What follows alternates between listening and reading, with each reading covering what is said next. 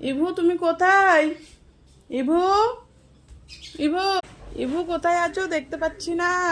ইভু, মেয়েটা কোথায় গেল কি জানি। ইভু, ইভু, ইভু, ইভু, বাবা তুমি এইখানে বসে আছো? কি খাচ্ছো? লুকিয়ে লুকিয়ে দুধ চুরি করে খাচ্ছো?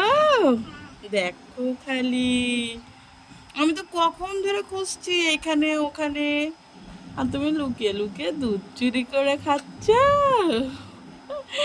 ওরে বাবা, দেখো দেখো দেখো, রিভু দুধ চুরি করে খাচ্ছে, দেখো